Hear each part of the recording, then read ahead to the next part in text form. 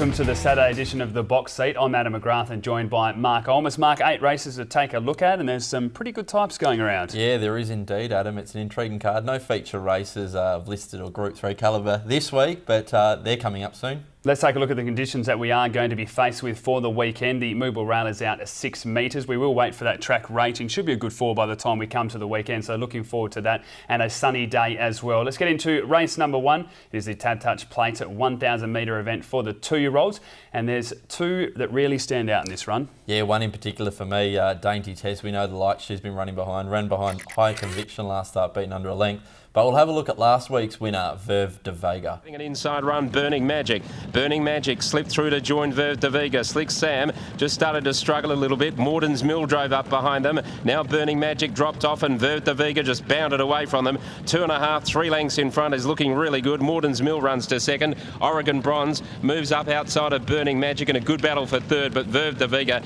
has waltzed home to win it well.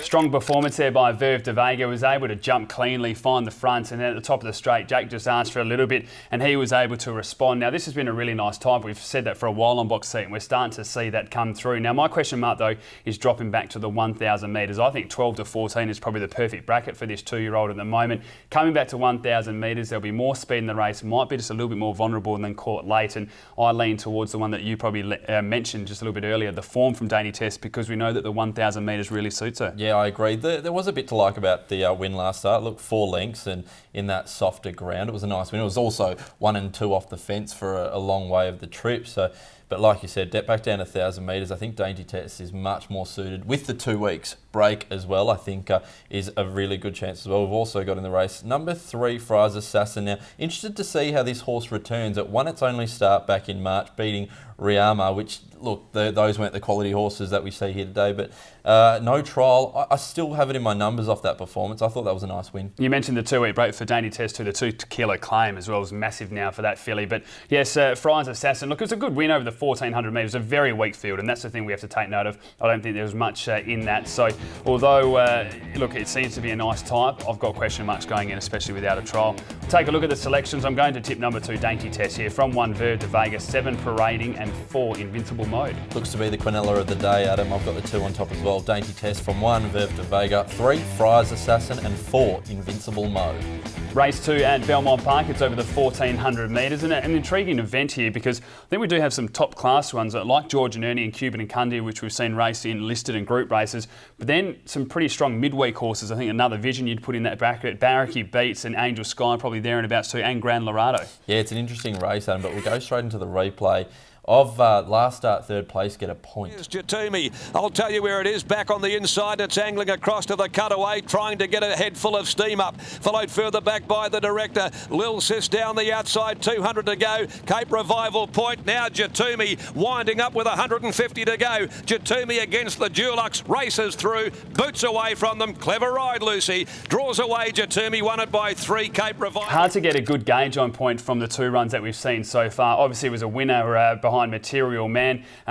Beating Material Man on that occasion was a good performance over the 1,400 metres on a soft track. Stepped up to the 1,700, went forward, and then just battled away fairly to the line. Now, William Pye goes back on board. They scratched from Wednesday for this assignment, so they must have some confidence. They drop back in distance as well.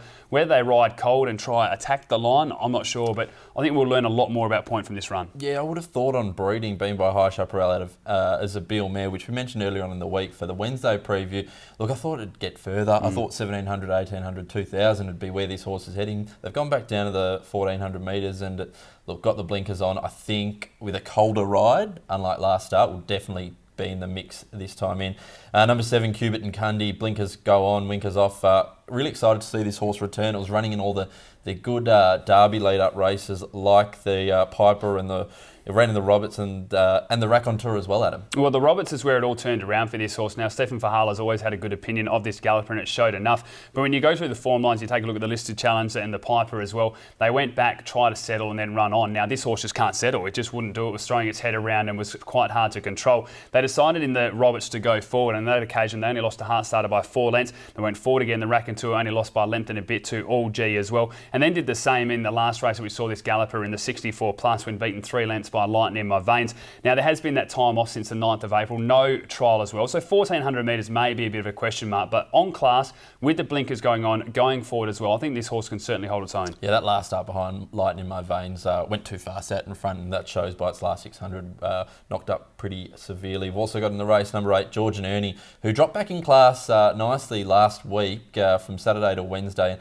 ran really well, was just nipped by Anna. So look, this horse, I think this is the perfect class for this horse, and I think can certainly run a race, especially only 54 kilos. Yeah, I'm with you here. Look, I'd probably rather see a little bit more distance. I think George and Ernie would do its best work, probably 1,1700 metres, but it has won over the 1,400 before. The weight drop's the big thing for mine. Now third run in their campaign, carried the 59 last day, as you mentioned. He's carrying the same weight it did against Great Shot when beaten 6 lengths. Now, we saw what Great Shot did in the Guinea, so even being beaten 6 lengths is no bad form there. I just think George and Ernie's probably going to be stronger than the rest. You'll get a really nice run from barrier 5, and that weight relief is going to be a big advantage, and that's why I'm going to tip him on top from number 7, Cubit and Cundy, for Another Vision and 6 Point. Another reasonable Quinella play here. I've got the 7 on top as well. Cubit and Cundy from 8, George and Ernie, for Another Vision and 6 Point. Race number 3 at Belmont Park. It's over the 1,300 metres. I'm excited about this field as well because there are some nice types and some different types as well. So Royalic, the first time we've seen it in Perth run further than 1,000. Well, it's run over the 12, but it was disappointing. But 1,000's been the real key distance. This will be a test over the 13. Uptown Funk, Justine Erkelen's is flying at the moment as well. Sigil drops back to a distance where we've seen it win at as well. And I think even a horse like Klondike Kenny and the Blue Nipper can play a part. Even Kentucky Lass, if they roll forward, and she's every chance when they roll forward. But we'll have a look at the last start win of, as you mentioned, Uptown Funk from the Justin Erkelen's yard, who's absolutely flying. From Castle Queen, and well back in the field as well is Shady Grey. Inside the 250 though, and the leader Beau Count under pressure but still in front. Fremont trying to get up on the inside. Joining in with a good run is Uptown Funk, and Kentucky Lass is still there. It's Beau Count joined by Uptown Funk. Fremont on the inside. Beau Count fighting. Uptown Funk races to Beau Count. Uptown Funk can do nothing wrong this stable, nor can this filly as well. It was a really impressive run and what made it 2 in a row, and has now won 3 of its past 4.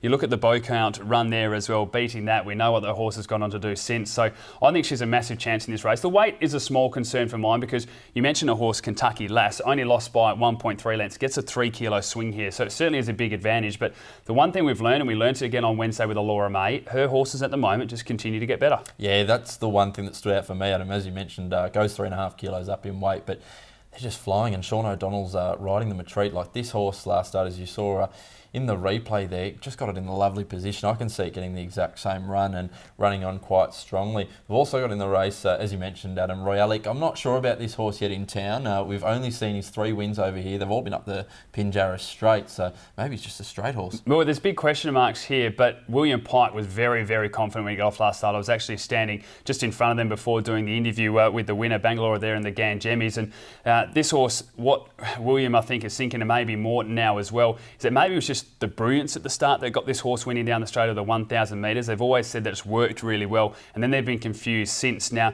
the run the other day over the 1,000 metres, went back, was ridden cold and attacked the line, and Pikey just got off straight away and said, wants further, and that's not what they thought originally. So we'll learn a lot from this 1,300 metre race, especially because there will be some speed in it. If this horse can attack the line strongly, it may have just found out that maybe it wants 1,400 metres. By Golden Slipper, winning sire, Written Tycoon as well, he's side capitalist, and we know the breed go very, very well, Adam. We've also got number 11 in the race, Klondike Kenny, Brett Pope. Randy Tan takes off 2 kilos here. Thoughts? Oh, I've got it on top, and I don't know why. 10 career starts, 1 victory, 5 placings. This horse knows how to run good races with not winning, but you just can't ignore the form lines and the stats that you see. So beaten a half length by Senso 3 starts ago with 55, beaten 3.5 lengths by Great Shot with 54, and now it's carrying 53 here from barrier 5. There's no Great Shot in this race, and there's no Senso. So if this horse is ever going to run a race, it'll be here. It is very inconsistent. You look at the runs around there, beaten 8 lengths by Scales of Justice, beaten 9 lengths to start before those 2 as well. So it is up and down, but from barrier 5, if Randy Tan can just give this horse a nice cushion through the early stages with that 53 kilos, I think he'll be running on. You should get $20 plus here. So I'm going to go with number 11, Klondike Kenny, from 4, Uptown Funk, 3, Royalic, and 8, Sigil. Not as brave as you, Adam. I've got the favourite on top, number 4, Uptown Front, from 10, Kentucky Lass. Can go well if ridden on speed. From 9, Jikaku, and 7, My Greek Boy. Race number 4 at Belmont Park. It's over the 1,600 metres, and we see a couple of horses that are just finding some really good form here. Bonnie Zara, I think Rawton and Moonsearcher on the vert, and even Belle Levy, and then Tarquin Shadow, a listed winner, returning. Let's have a look at last start winner, Bonnie Zara, winning very nicely at Belmont. And a boy in front, pins perhaps, goes for the inside. In this life, just dropped off a bit, ready to fire. Starts to come through, and Angel Sky is putting in down the outside. Headlander Boy still in front. Lucy is coming off her back now with ready to fire Angel Sky, and now Bonnie Zara's running on. And the Bolter Wayside from the back, going to the front though. Headlander Boy joined by Bonnie Zara, ready to fire in the centre.